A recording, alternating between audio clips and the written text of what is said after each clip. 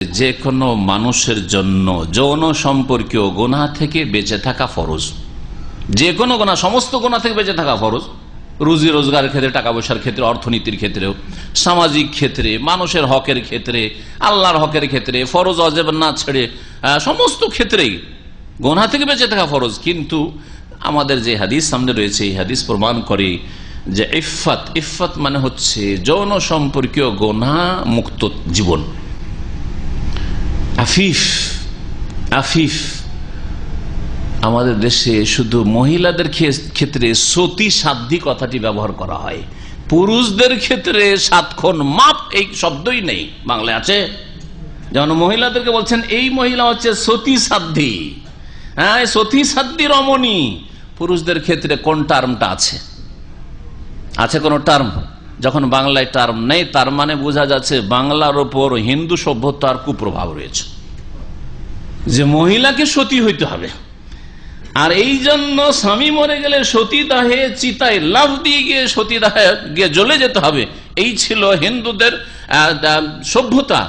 আর যেটাকে বড়ই চাতুরতার সাথে রাজা রহমান রায়, ভারতের এই বেশি বছর না, মনে হয় 100 বছর বা তারও বেশি হবে, ঠিক আমি আনুমানিক আর কি 150 বছরের মধ্যেই সে বন্ধ করে দিল এই সতীদাহ। ইংরেজদের আমলের ঘটনা। কারণ দেখছিল যখনই দেখা যায় যে একটা যুবতী বিয়ে করেছে, বিয়ে করার পর হঠাৎ স্বামী মারা গেল, হিন্দু ধর্ম বাধ্য করতে যে তোকে এখন চিতাই ঝাঁপ দিয়ে তোকে জ্বলতে হবে।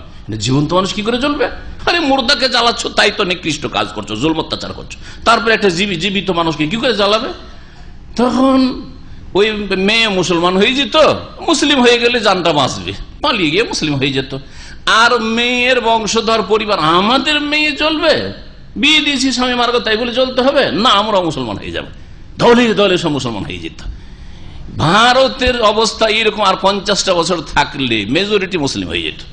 কিন্তু রাজা রহমান রায় এই কুসংস্কারকে উঠায়নি, ইসলামকে ঠেকাতে চেয়েছে। জি হ্যাঁ, মুসলিম যেন বেড়ে না যায় আর হিন্দু ধর্ম টিকে থাকে, হিন্দু ধর্মের হেফাজত করতে চেয়েছে, বাঁচা রক্ষা করতে চেয়েছে, যেটা অনেকে বুঝে না। গুনাহ থেকে বেঁচে থাকা ফরজ।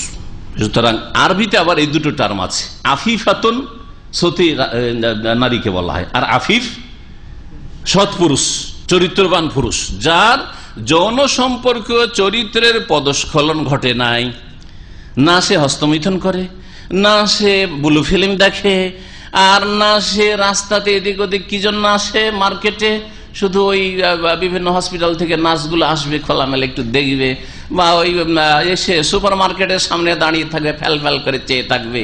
ওই বেহায়া মহিলাগুলো কাফেরদের আসছে, ওগুলোকে একটু তাকাবে, বা ওদের সাথে একটু কথা বলা যায় কিনা, একটু ওদের নম্বরটা নেওয়া যায় কিনা, একটু কিছু নম্বরটা দেওয়া যায় কিনা, এইসব ধান্দা করতে আসবে। না হয় লেডিজ মার্কেটে ঘোরাঘুরি করবে। তারপরে আমাদের সমাজে একজন যুবকের যদি 2-4-5টা মেয়ের সাথে ভাবসাব থাকে, প্রেম থাকে, তারপরে ওর বিয়ে ঠিকই হচ্ছে, ওকে মেয়ে বোন ঠিকই দিচ্ছে, আর ওকে চরিত্রহীন কেউ তেমন বলেন না, করেছে যৌবনকালে করেছে। কিন্তু একটা মেয়ে সম্পর্কে সামান্য যদি একটু জানতে পারি, যে কোনো একটা ছেলের সাথে, যুবকের সাথে একটু ভাবসাব ছিল, প্রেম ছিল, আর কি বিয়ে করা যায়? না, আমার স্ত্রী হলে সতী হইতে হবে, আর তোমাকে সৎ হইতে হবে না, চরিত্রহীন তুমি যখন চরিত্রহীন, তো তোমার ভাগ্যে আবার সতী কি করে জুড়বে, আফিফা কি করে জুড়বে? আল খাবিসা তরিল খাবিসি। তুমি যদি খবিস হও, তাহলে তোমার জন্য খাবিসা রয়েছে, নোংরা রয়েছে। আর যদি তৈয়বাতুল তৈয়বিন, আর যদি পাক পবিত্র তৈয়ব হতো, তোমার জন্য তৈয়বাত রয়েছে। নিজের চরিত্রের দিকে একবারও তাকিয়ে দেখেন না, আর একটু চিন্তা করেন না কত কি করছেন। আর স্ত্রী না, বাসর রাতে নিয়ে এসে একেবারে রিমান্ড বসিয়ে দিতে হবে, সারা রাত শুধু ওকে স্বীকার করো, তোমার কোথাও কিছু বলবো না, কসম করছি, এই করছি সেই করছি, আউযুবিল্লাহ। এইসব হচ্ছে এক শ্রেণীর জাহেল। এরা আবার জাহেল যুবকদের কাজ। কারণ আমার কাছে ফতোগুলি আসে, তো সরাসরি আসার চাইতে বেশি টেলিফোনে সারা দুনিয়া থেকে আসে, যেখানে বাংলাভাষী আছে। সুবহানাল্লাহ। আমার স্ত্রী বলেছিল, তার সাথে আগেই কথা বলেছিলাম, বলছে আমার কত ভাবসাব ছিল না, পরে জানতে পারলাম যে এরকম ছিল। কেমন করে জানতে পারলো? ও কি সারা রাত ধরে পাইতারা করে, ও ভেবেছে তো আমার জান হয়ে গেছে, প্রাণ হয়ে গেছে, একে সব কথা বলা তো আমার জরুরি হয়ে গেছে। আর মহিলা মানুষ তো পেটে ভাত রাখতে পারে, কিন্তু কথা রাখতে পারবে না। কথা রাখতে পারবেন না, ওকে তো বলতে হবে। যা তুমি যদি বলো যে আমার কিছু করবে না, আমাকে রাখবে, তাহলে বলে দিও সব কথা, সব বলে দিচ্ছে। কইলে কত কি হয়েছে তখন শুরু হলে, একটা যখন স্বীকার করলো, আর কি হয়েছে, আর কি হয়েছে, আর কদ্দূর কি হয়েছে, আর কারো সাথে ছিল কিনা, হ্যাঁ আমার গায়ে হাত দিয়ে বলো আউযুবিল্লাহ, কি না করে। আমি বললাম যে আপনি নিজেই ক্ষতি করে। এখন তারপরে টেনশন, হাই কি করবো, আমি এত টাকা খরচ করে বিবাহ শাদী করলাম, আমার স্ত্রী এরকম খারাপ চরিত্রহীন, আমার তো ঘুম হয় না। তো আপনার ঘুম আপনি হারাম করেছেন, কেন এই তদন্ত বসিয়ে দিলেন? আপনার অন্তরটা সাফ থাকতো যে আমারও ভুল ভ্রান্তি হয়েছে, আল্লাহ না করে আমার স্ত্রীর ভুল ভ্রান্তি হয়, আল্লাহ না করে ভুল, আল্লাহর কাছে গুনার মাপ চান। আর যদি হয়ে গিয়ে থাকে, আর বেশি জানাজানি করতে যাব না, আর কিছু অত এইসব পিছনে পড়তে যাব না, এইসব শয়তানের রাস্তা। অন্তরটা সাফ থাক, তাহলে শান্তি পাবেন, শান্তিতে ঘুমাতে পারবেন। বললাম কি যে ইফাত ওয়াজিব, ফরজ কাজ। যৌন সম্পর্কীয় গুনাহ থেকে বেঁচে থাকা যেমন যুবতীদের জন্য বা মহিলাদের জন্য ফরজ, তেমনি পুরুষদের জন্য ফরজ। এবং এর বিপরীতটা চারিত্রিক পদস্খলন, যৌন সম্পর্কীয় গুনাহ করা হচ্ছে হারাম, গুনাহ করা হচ্ছে হারাম। আর এটা মানুষের যৌন চাহিদা বেশি বেড়ে গেলে তখন এইরকম পদস্খলন হয়ে থাকে। তার সাথে সাথে ইমানের কমজোরি, ইমানের দুর্বলতা। ইউসুফ আলাইহিস সালামের যৌন চাহিদা ছিল না? ছিল না? ছিল। তাকে কত প্রলোভন দেওয়া হয়েছে, কত ধমক দেওয়া হয়েছে, শাস্তি নিশ্চিত যে আমাকে জেলে যেতে হচ্ছে। না না না, এই সব মুসিবতে কেন যাবো, আমাকে তো অফার করা হচ্ছে। আজকালকার যুবকরা হইলে আমার কি দোষ, আমার উপর জবরদস্তি করা হয়েছে। নাকি যুবকের উপর যুবতী জবরদস্তি করতে পারে, মহিলা আবার পুরুষ জবরদস্তি করতে পারে। জবরদস্তি মানে কি?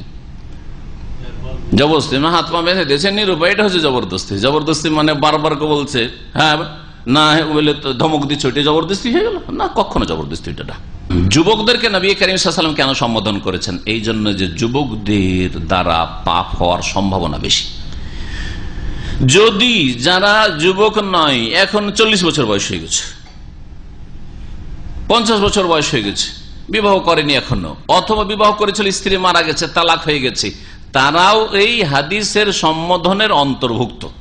এমন না যে শুধু যুবকরা তোমরা বিয়ে করতে পারলে বিয়ে করো, আর 40-50 বছর বয়স হয়ে গেছে, এইদিকে যৌন চাহিদাও তাকে কষ্ট দিচ্ছে, আর যেহেতু ছেলে মেয়ে হয়ে গেছে, আমার স্ত্রী মারা গেছে, আর দ্বিতীয় সংসার কেমন করে করবো স্যার। 20 বছর 30 বছর আমাদের এই বাঙালি সমাজে জাহেলগুলো বিয়ে করে না, আর বিয়ে না করার কারণে নিজে গুনাহে লিপ্ত হয়, আর ছেলে মেয়েদেরও কষ্ট হয়, ওদের খাওয়া দাওয়া দেখাশোনা ইত্যাদি লালন পালন এতেও কষ্ট হয়। এইরকম কাজগুলি করে, তারপরে একটা সমস্যার সমাধান হতো, নারী সংখ্যা বেশি, আরেকটাকে বিয়ে করে নিয়ে আসতো, একটা সংসার বসতো। তো যেমন যুবকদেরকে সম্বোধন করা হয়েছে, তেমনি যারা বয়স্ক বেশি বয়সের তাদেরকেও সম্বোধন করা হয়েছে, যদি তাদের অবস্থাও যুবকদের মতোই থাকে, বিয়ে করা, যৌন চাহিদা আছে আর খরচ খরচা চালাতে পারবে, বিয়ে করা।